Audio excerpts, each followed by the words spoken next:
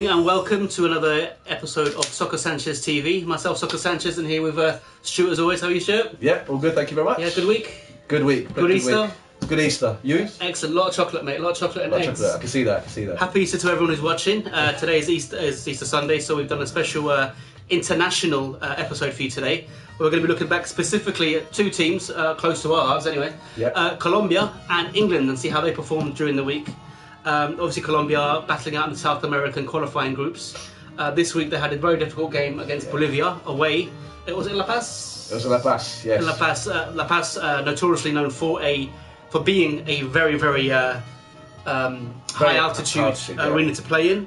Affects the players quite a lot, and I guess to an extent it did kind of affect the players near the end of the match, didn't it? Yeah, you can see players like Jason Murillo, who's the centre back, going to the touchline for some oxygen. Yeah. Because they had special oxygen tanks for the players, and yeah, I mean they were chasing me, run out of air very quickly. So I should probably mention as well the scoreline. Yeah. Colombia actually won 3-2.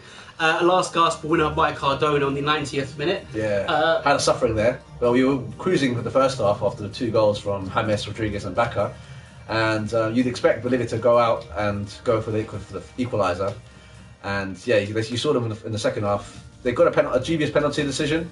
You could say some referees might give it. It was a handball, but it was more ball to hand. I think. It was ball to hand. There was, I think, the distance between the contact of the ball and the hitting the hand is like 5 yards. It was really you couldn't get out of it. So didn't give anyone any chance. The ref gave the penalty. So obviously after that they scored the first goal. Bolivia got some confidence and they went all out for the second, and they did get the second thanks to, you could say, the Bolivian Schweinsteiger. Looks just like him, I thought. Doesn't really play like him, but yeah, yes, there's a bit of similarities there in terms of the physique. Chumacero, isn't it? Chumacero, that's the one. He scored against us as well 5 years ago, funnily enough. But yeah, so it was 2-2, and then they easily could have scored a goal, but thanks to Ospina, he saved Colombia. Ospina played very well, I thought he did well for what, when he's called upon, he did the job right. Yeah. There were 2 or 3 shots he had to save, and he made some good saves. And given the altitude, I mean, the way the ball moved in the air was just bullet through the air. So if you got the ball on target, which what's his name? Chumacero. His strike was fantastic, and Ospina didn't have a chance there. The ball, it didn't even curl; it just went straight to the. They probably train a lot of these Bolivian players once they go to the national team to shoot from a long distance, because they know that the altitude will be in their favour. So you can see that from the second half they were going 30-yard shots, and some were pretty close to the goal. Some were comfortably saved by Ospina, but you can see that's their aim and that's their plan, to go for long mid-range shots. Yeah, just a quick mention as well. I thought Peckerman did very well with the substitutions. Yeah. The players were very tired. You could see that very clearly on the pitch. Bolivia took hold of the game probably from the 55th minute, 60th minute, and Peckerman did very well. He brought on Manos Moreno. Yep. Manos Moreno for his debut. His debut, wasn't it? Yeah. Debut. Atletico Nacional player. 19 years old. Very good left. Well, they call him the next Esprilla, but I mean, I don't know. He looked like more of a winger, and he played kind of on the wing for Colombia. Yeah. Did his job. Went past the player, got down the wing, crossed it in for Muriel, who also did very well when he came on. Muriel didn't score. Missed the complete sitter, but he did change the game. He added something that Colombia really didn't have. Rodriguez is a great player, but he's more of a passing kind of pinpoint player. Moreno had the he's speed, got bags of pace, and skill to get past one opponent and do what he has to do. Composure for the pass. It was a perfectly weighted pass for Cardona for the goal, and Cardona, he's been linked with top clubs in Europe, and he had composure in front of the goal and slotted it past their keeper. But yeah, it was a hard slog out there in La Paz, and now they're on to the next game on Tuesday against Ecuador. That will be a key game for Colombia, because they need to go out and win that game if they want to make sure that the victory in La Paz is going to count. Ecuador are actually currently top of the South American qualifying, but with 13 points. Second place is Uruguay with 10, and Brazil with 8 points. Just mentioning those two teams, they actually faced off each other as well the day after, or that evening of the Colombia-Bolivia game, and they finished 2-2. Luis Suarez's first match since his suspension at the World Cup for biting Chiellini. I mean, Suarez does what he does best. Brazil, for me, are not the Brazil of old. Not for a long time. Not for a long time. David Luiz was particularly disappointing in that game, and Uruguay kind of looked like the stronger team. But yeah, I mean, at the moment, as we said, Ecuador currently leading the group stages. Colombia need to beat them if they want any chance to keep up with the pack. Yeah. Colombia currently lying in 7th place with 7 points, on -1 goal difference. Chile above them, same goal difference, only above due to the goals scored. They lost to Argentina. And they lost to Argentina. So, I mean, it's going to be a tight qualifying. This is a very, very difficult qualifying group to get out of, to get to the World Cup. Colombia, with the players they've had over the years, it's been very hard for them to qualify. 2014 was the first time since '98. '98, that's right. So it's not going to be an easy adventure to Russia, but we will see. Yeah, we'll see. Ecuador, they're not the Ecuador of old, where they would only win in Quito. Also, like La Paz, they have the height advantage in terms of altitude advantage, but they've also started to pick up key results in the away fixtures, notably in Argentina, where they won 2-0, which shocked a lot of the international community, and they've shown that they can pick up results away from home as well. So the game against Colombia will not be a home win, a definite home win at this point by any chance. So you could expect a very hard-fought game in Barranquilla, where Colombia will try and use the heat advantage, the sweltering heat advantage in Barranquilla. I think Diego Forlán, I mentioned to you last week, there's a key quote from Forlán saying how he compares playing in Barranquilla, where the match will be played on Tuesday, and he compares that to La Paz. He said that in Barranquilla you feel like you lose your energy due to the heat, whereas in Bolivia you feel like you lose your life while you're playing, which says it all really. So either one isn't good, basically. Well, I think I'd pick Barranquilla instead of Bolivia. I want to still be alive. Rather get a suntan than an oxygen tank. Yeah. But yeah, so Ecuador definitely, they're not the Ecuador of old, as I said. There'll be some dangerous players out there like Caicedo, who's scoring for fun in Espanyol. Caicedo actually scored in every single game apart from the game against Paraguay this week. So he's been on fire. Not in the latest game, but he has been on fire. Yeah. And Ecuador were very lucky to get that draw. 90th minute goal there from Mena. And considering Paraguay were leading, Ecuador still have a lot to prove to make them come out as outstanding contenders for that World Cup. Yeah. Currently they are top of the league, but only time will tell. It's a long haul. There is one player I want to actually mention in the Ecuador team. He's called, I think, Quiñones. He had a chance in January to move to China, and he's offered a massive amount of money to go and move there. But he had a chat with Gustavo Quinteros, who's the Ecuador national team coach, and they both agreed that for him to still be in the plans of the Ecuador team, it would be better for him to stay where he's at the moment. I think he's still playing in the Ecuadorian league. So he made a call, and he decided to stay in Ecuador so he could still carry on playing for the national team, because he thought that if he moved to China, his chances would be hindered due to the flying. And the flying probably takes a good 12 to 15 hours, I think, from China to South America. And same goes with Colombia as well. Jackson Martinez wasn't taken into account for this call-up, nor was Freddy Guarin. Was that down to the Chinese move? That's Beckerman did mention that because in China it'll take a long time for him to get acclimatized with the conditions in Colombia, and also getting over that jet lag.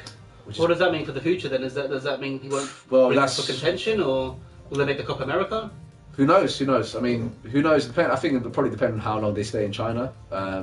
But it could be the mark of end of an era, you could say. For Guarin and Jackson Martinez. Well, Jackson Martinez, even when he was playing in Europe, he was never really taken seriously in the national team. He'd always be second fiddle to Falcao and also even Bacca. I mean, even when he was given chances, he was not. He wasn't always at the races, and I think the system that they played wasn't always to his advantage, and he never played to his strengths. So I think that could be an end for Jackson Martinez's career with the national team. Also, Guarin was always a bit hit and miss as well. Jackson Martinez, he had good games, and in other games he'd be a bit, wasteful with the possession. Inconsistent, yeah. That's always been a criticism of his career. I mean, he's always shown glimpses of what he can do, but also you can always see in some games he will lose the ball too easily. So, I mean, it could be a blessing in disguise. There might be an emergence of other potential players like Sebastian Perez from Nacional, who was on trial at Arsenal actually last year. And apparently, one of the commentators said that he actually impressed Arsenal quite a lot. But one of the reasons he might not have been signed at the time after the trial at Arsenal was because the whole work permit issue is very difficult to get one in playing in the UK. You have to have a certain level of caps for your national team. But I mean, maybe now that he's playing, he seems to be playing more for the Colombian national team, he might be getting more interest from Europe. Do you think we're entering a new era then for Colombian national team? I mean, there was a lot of homegrown players playing in that match against Bolivia, and the likes of the World Cup squad have kind of fallen off really. They seem to get a bit unprofessional in a way. You hear about them going out quite a lot. I know James Rodriguez in particular has had quite a lot of articles written about him in Spain. He had that problem with the police as well in New Year's. Yeah. Apparently he's having problems with his wife back in Colombia. Well, I mean, even given all that extracurricular activities, he still showed what he can do for Colombia. He played very well. What I'm talking about is the professionalism of the team in general. Okay. And what I mean is that they're seem to be getting into not scrape so much, but like news outside of football, which doesn't help their reputations. I guess you have a point there. So what I mean, so what I'm asking you is, do you think these homegrown players are going to be pushed to start on a regular basis, or is it just to appease the current situation of Colombian players, Gutierrez, for example, Adele, Martinez? You say you personally don't think is going to have a future career. Yeah. We don't know yet; it's still up in the air. Do you think it's that, or these homegrown players are just being pushed for this extra Copa America that it almost seems like none of the South American teams want to play? Yeah. I mean, Peckerman, you could be looking at testing and seeing what variations he might be wanting to use in the future. But I mean, the argument against that would be that this is a World Cup qualifier which matters in the road to Russia. So you might start to think that maybe he's actually started to, blood his players in now, thinking for the rest of the campaign. That's what I mean. Yeah, it wasn't a friendly; it was a qualifier. Yeah, it's a qualifier. So I think this could be the end of the World Cup 2014 era for some players. Like Zúñiga. If Zúñiga was playing week in, week out for Bologna, where he's at now, he would definitely be in that team because I think he's a quality player. For players like Armero, we haven't solved the left back position. Armero, he was never the best defender in that position. He was always a good attacker, bombing forward. But also the fact that he's not really played in a lot of games since last year could also mean that his days in the national team are numbered. But his replacement, Farid Diaz, wasn't up to the task in the game against Bolivia. He got a lot of bad reviews after that game. But I mean, the other player that I'm surprised didn't get a call up was Frank Fabra, he's actually moved to Boca Juniors now, and he's played well. So I mean, I think he's had a cap. He played in that game against Argentina, but he didn't have a great game either. But I mean, maybe the level of football in Argentina will benefit him and allow him to improve. Who's the left back who plays for? Is it Ludogorets? Oh, Brian Angulo. Because he was in contention for. Yeah. I mean, there's no one that's actually nailed the position and shown Peckerman, yes, I am here. I'm going to make this position mine. There's a lot of players like Angulo. There's also Johan Mojica, who's at Real Valladolid in the second division in Spain. I mean, none of them have actually nailed the position, so I mean, Peckerman he's still undecided. He still wants to have. It's kind of up in the air, really. There's no substantial. Yeah, I mean, Farid Diaz didn't do the job. I mean, you could have also when Zúñiga starts playing more football, because he probably will for Bologna. You could have maybe Arias or Zúñiga play left back, but that's not the natural position. So I mean, there's still a secret in there. We need a natural left back. Yeah, we need a natural left back that will be comfortable in that position. Quick hello, Alan. Hi there. How are you today? Thank you for tuning in live on Soccer Sanchez TV. What team do you support? You into soccer? You into football? Where are you from? What's your country that's played this week? Yeah, and is your country playing this week? And how did they get on? Just let us know and see if we can do a bit of interaction here. We're going to go on now and talk briefly about Germany-England game. Germany 2, England 3. Fantastic friendly. Definitely one of England's best performances under Roy Hodgson. And what a coincidence that it was a nice young English team. 4 of them from Spurs, doing so well. No, but truthfully though, it looked like a rejuvenated England team. They didn't seem to play with. Personally, I thought the team of Beckham and Lampard, they kind of played with fear. They didn't really, in my opinion, kind of show what they did in the Premier League on an international stage. Yeah.